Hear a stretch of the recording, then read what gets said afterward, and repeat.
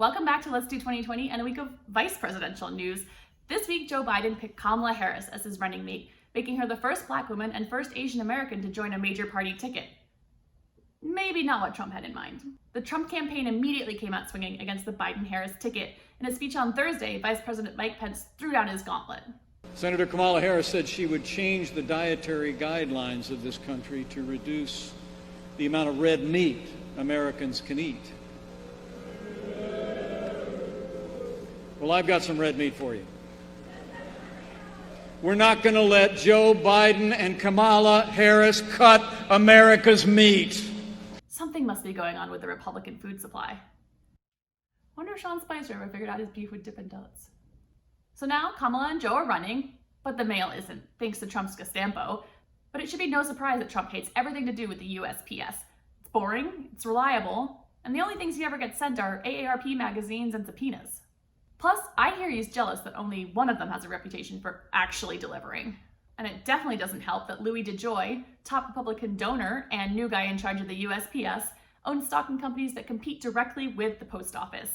That's like Papa John getting a job at Pizza Hut just so he can spit all over the hot dog stuffed crusts. This week, Trump was especially vocal about his criticism of the post office, calling it a joke that loses massive amounts of money.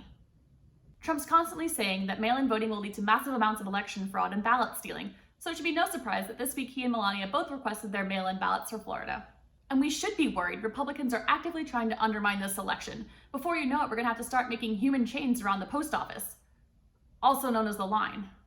Speaking of travesties, we turn now to one of the most disturbing parts of the 2020 election, an issue that's largely gone unnoticed but is making America look terrible. I'm speaking, of course, about the New York Times gifts.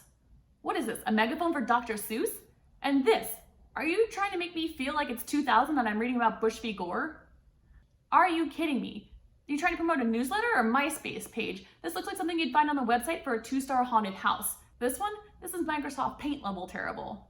And this, what the fuck is this? We're already having nightmares about the 2020 election. You don't have to make it even worse. Make it stop. The Times is the most established newspaper in the country, and this is the best they've got? Who are they appealing to? Nostalgic boomers? Preschoolers? It looks like they hired the guy from Microsoft who made Clippy and told him to just go nuts. At least center them on the page. Stop looking at me!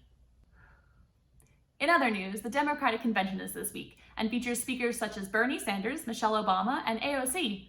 For one whole minute, my current hand-washing routine lasts longer than that. For more on the convention this week, we bring you DNC party planner Sushma Kollipara. Thank you, Rebecca, for having me on, and congratulations. You've done such a wonderful job with such a simple show. Thanks.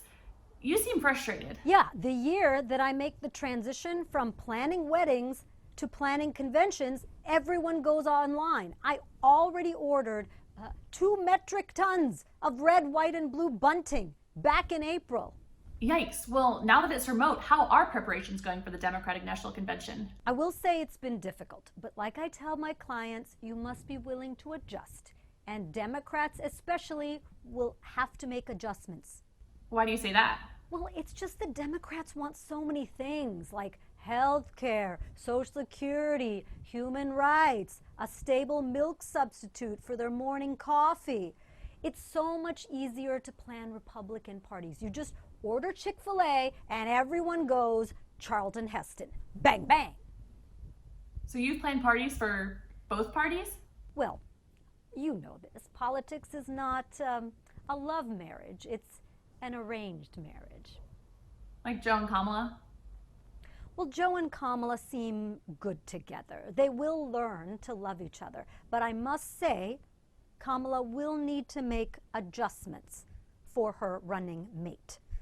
Like saying nice things about Delaware or taking Amtrak once in a while. But even if the convention is a mess, you must be thrilled that an Indian American woman is finally on the ticket. Well, yeah, but I kind of had a thing for Bloomberg. You know, hoping for some reverse dowry. Sushma Kollipara, everyone. Call me when you get engaged and don't wait too long. Thanks for watching. I'm gonna go see if Pizza Hut still sells those hot dog pizzas. We'll see you next week. To believe that it was up to us and every generation of Americans to keep on marching.